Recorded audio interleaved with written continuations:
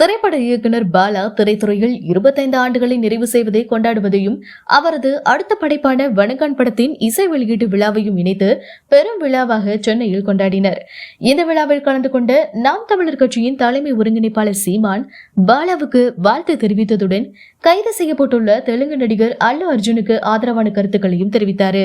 செய்தியாளர் சந்திப்பில் சீமான், என் அன்பு தம்பி சுரேஷ் காமாட்சி தயாரித்த 6 இளவல் பாலா இயக்கும் வணங்கான் திரைப்பட வெளியீட்டு விழாவில் பங்கேற்பதில் மகிழ்ச்சி. குறிப்பாக தம்பி பாலா திரைத்துறை பயணத்தில் 25 ஆண்டுகளை நிறைவு செய்ததற்கு வாழ்த்துக்களும் பாராட்டுகளும் என தெரிவித்தார். அந்த நேரத்தில் பத்திரிகையாளர் அல்லு அர்ஜுன் கைது குறித்து கேள்வி எழுப்புகையில், அல்லு அர்ஜுனை கைது செய்தது தேவையற்றது, அதை கண்டித்து அறிக்கை வெளியிட்டுள்ளேன். திரையரங்க நெரிசலில் ரசிகை இறந்து போனது ஒரு விபத்து, அதற்கு எந்த வகையிலும் நடிகர் பொறுப்பேற்க முடியாது. டாஸ்மாகில் குடித்துவிட்டு ஒருவர் உயிரிழக்கிறார் என்றால் அதற்கு அந்த துறை சார்ந்த அமைச்சர் பொறுப்பேற்று அவரை கைது செய்வார்களா?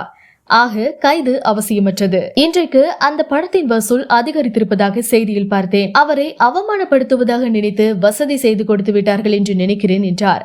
மேலும் அல்லு அர்ஜுன் அந்த குடும்பத்திற்கு நிதி அளித்து உதவுவதாக கூறியுள்ளார். அவ்வளவுதான் ஒரு நடிகர் செய்ய முடியும் என தெரிவித்தார் சீமான்.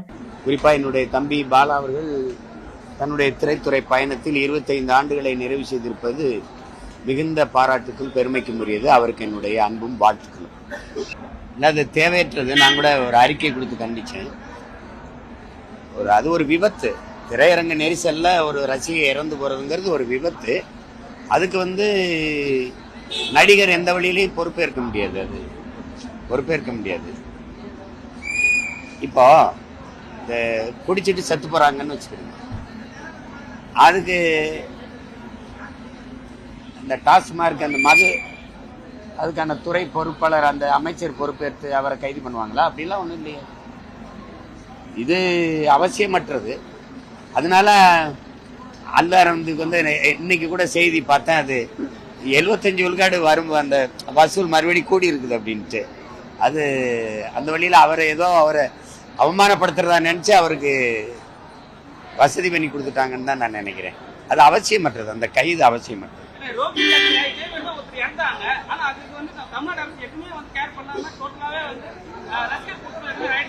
இல்ல ஒரு நடிகர் அவரால் என்ன செய்ய முடியும்?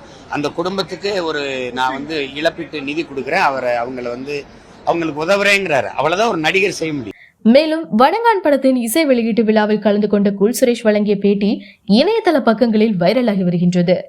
அதில் பிக் பாஸ் நிகழ்ச்சியை தடை பண்ணுமாறும் அடுத்த 9வது சீசன் நடத்தப்படக்கூடாது என்றும் அதிரடி கருத்து ஒன்றை தெரிவித்திருந்தார். இந்த நிலையில் புஷ்பா 2 படத்தை பார்க்க சென்று உயிரிழந்த பெண் தொடர்பிலும் அல்லு அர்ஜுன் தொடர்பிலும் பேசிய குல் சுரேஷ் தமிழ் சினிமாவின் முன்னணி நடிகர்களை குத்தி காட்டியும் பேசியிருக்கிறார். தற்பொழுது அவர் தெரிவித்த கருத்துக்கள் தான் வைரலாகி வருகின்றன. அதன்படி அவர் கூறுகையில், புஷ்பா 2 படத்தை பார்க்க சென்று பெண் ஒருவர் உயிரிழந்தார். அவருடைய மகனும் மூளை சாவடைந்து இருந்த செய்தியை நான் அறிந்தேன். அந்த படத்தின் நடிகரான அல்லு அர்ஜுன் இந்த விவகாரத்தில் சிக்கி ஜெயிலுக்கு போயிட்டு வந்த பிறகு பல பிரபலங்களும் அவரை முந்தியடித்து நேரில் போய் பார்த்தார்கள். ஆனால் பாதிக்கப்பட்டு உயிரிழந்த குடும்பத்தை யாரும் நேரில் சென்று பார்க்கவில்லை. இதை நான் வன்மையாக கண்டிக்கின்றேன். தற்போது அந்த குடும்பத்தின் வம்சமே அழிந்து விட்டது. இதற்கு யார் பதில் சொல்லுவார்? அந்த குடும்பத்திற்கு லைஃப் டைம் செட்டில்மெண்ட் பண்ணியே ஆக வேண்டும். ரசிகர்கள் கொடுக்கும் செல்வாக்கினால் தான் நீங்கள் இன்று தனியார் விமானத்தில் செல்கின்றீர்கள், காரில் செல்கின்றீர்கள், கோவாவுக்கு செல்கின்றீர்கள். ரசிகர்கள் இல்லை என்றால் இந்த செல்வாக்கு உங்களுக்கு இருக்காது. ஆகவே எந்த ஒரு நடிகராக இருந்தாலும் சரி, அது Rajini sir, Kamal sir, Ajith sir, Vijay sir, ஏன் கோல் சுரேஷாக இருந்தாலும் கூட நான் வன்மையாக கண்டிக்கின்றேன். எனவே உடனே பாதிக்கப்பட்ட குடும்பத்தை தெலுங்கு நடிகர்கள் நேரில் சந்தித்து நலம் விசாரிக்க வேண்டும் என்று தனது கருத்தை முன்வைத்துள்ளார் குல் சுரேஷ். என்ன கேட்டீங்க சார்? நான் அதை ஒத்துக்கவே மாட்டேன் சார். ஏன்னா புஷ்பா 2 1000 கோடியை தாண்டிருச்சு, ஒத்துக்கிறேன். ஆனால் அன்னைக்கு தேட்டரில் ஃபஸ்ட்டு டே ஒரு அம்மா இறந்துட்டாங்க. அந்த அம்மாவோட குழந்தை அவங்க இன்னைக்கு உயிரோடு இருந்தும் இறந்து தான் இருக்குது. அந்த குழந்தை மூளை சாவு அடைந்திருக்கு அப்படின்னு சொல்லி கூட நான் சமீபத்தில் பார்த்தேன். அந்த அல்லு அர்ஜுன் அவர் கைது செய்து மறுபடியும் ரிலீஸ் பண்ண உடனே அங்கே உள்ள சூப்பர் ஸ்டார் முதற்கொண்டு எல்லா பெரிய நடிகர்களும் போய் ராணாவை அவர் பேர் என்னவா புஷ்பா ஹீரோ அல்லு அர்ஜுன் அவரை போய் பார்த்தாங்க. ஆனால் அந்த பாதிக்கப்பட்டவங்களை போய் யாருன்னா போய் பார்த்தாங்களா? இல்லை. ஏதோ பணம் கொடுத்தாங்க அப்படி இப்படின்னு சொன்னாங்க. பணம் ரெண்டாவதுங்க. அந்த குழந்தை இறந்து போன அந்த அந்த அம்மா வந்து திரும்ப கிடப்பாங்களா? அந்த அந்த அந்த குடும்பத்தோட வம்சமே போயிடுச்சு. அதனால் நான் வந்து இதை வந்து வன்மையாக கண்டிக்கிறேன். இப்போவும் சொல்கிறேன், எந்த ஒரு நடிகராக இருந்தாலும் சரி, அது Rajini sir, Kamal sir, Ajith sir, Vijay sir, cool சுரேஷாக இருந்தாலும் சரி, எந்த ஒரு நடிகராக இருந்தாலும் ரசிகர்கள் இல்லை என்றால் அவங்க வந்து நடிகரே இல்லை. புரியுதுங்களா? இந்த நேரத்தில் அதை வந்து நான் வன்மையாக கண்டிக்கிறேன். உடனே அந்த தெலுங்கு நடிகர் எல்லாரும் அந்த பாதிக்கப்பட்ட அந்த குடும்பத்திற்கு நீங்கள் இழப்பீடு கொடுக்குறது ரெண்டாவது பட்சம். அவங்களோட ஹாஸ்பிட்டலில் போய் அந்த குழந்தையோட நலனை விசாரிங்க. அந்த குடும்பத்துக்கு தேவையான லைஃப் செட்டில்மெண்ட்டை கொடுங்க. புரியுதுங்களா? லைஃப் செட்டில்மெண்ட்டை கொடுங்க. ஒன்றும் தப்பு இல்லை. ஏன்னா இன்றைக்கி ரசிகர்கள் 200 300 கொடுத்து 400 கொடுத்து பார்க்குறதால தான் இன்றைக்கி நீங்கள் வந்து அந்த காரில் போகிறேன், இந்த காரில் போகிறேன், தனியாக ஒரு ஃப்ளைட்டில் போகிறேன், கோவாக்கு கல்யாணத்துக்கு போகிற எல்லாமே நடக்குது. ஆனால் அந்த ரசிகர்கள் இல்லை என்றால் எதுவுமே இல்லை. நீ எவ்வளோ பெரிய அப்பாட்டக்கராக இருந்தாலும் சரி, அந்த படம் ஓடணுன்னா ரசிகர்கள் தான் முக்கியம். அதனால் தயவு செய்து சொல்கிறேன், அந்த தெலுங்கு இண்டஸ்ட்ரியில் உள்ள பெரிய நடிகர்கள் எல்லோரும் அந்த பாதிக்கப்பட்ட அந்த புஷ்பா 2 படம் பார்க்க போன அந்த பாதிக்கப்பட்ட குடும்பத்துக்கு போய் உங்களால் முடிஞ்ச உதவியை செய்யுங்க. நல்லா தாராளமாக செய்யுங்க.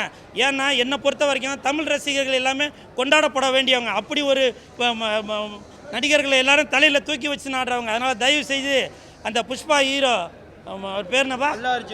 அல்லு அர்ஜுன். பாருங்கள், டக்குன்னு கூட வரமாட்டாங்க, அவ்வளோ இதுவாக இருக்குது. அந்த அல்லு அர்ஜுன் சார், தயவு செஞ்சு நீங்கள் அந்த குடும்பத்துக்கு தேவையான உதவிகள் செய்யுங்க. இப்போவும் சொல்கிறேன், ரசிகர்கள் இல்லை என்றால் அது எந்த படமும் இல்லை. 1000 கோடி இல்லைங்க, 2000 கோடி கூட அது வந்து வசூல் சாதனை வசூல் சாதனை படகிட்டோம். ஆனால் அந்த குடும்பத்திற்கு தேவையான இழப்பீடை கொடுங்க. சரிங்களா? தேங்க்யூ. என்ன சார், நீங்கள் பிக் பாஸை பற்றி கேட்காதீங்க சார். இன்றைக்கி தமிழகமே அமைதி பூங்காவாக இருக்குது. புரியுதுங்களா? தமிழகம் அமைதி பூங்காவாக இருக்குது. ஆனால் பிக் பாஸ்ன்ற இந்த நிகழ்ச்சினால் இன்றைக்கி வந்து தமிழகத்தை வந்து சீர்குலைச்சிட்டு இருக்காங்க. நேற்று அந்த பையன் பேர்னா ராணவா, அவன் கையை உடச்சி வச்சுருக்காங்க. அவனுக்கு கையை உடஞ்சிது, வேறு எதுனா உடஞ்சிது, அவனுக்கு எப்படி குழந்தை பிறக்கும்?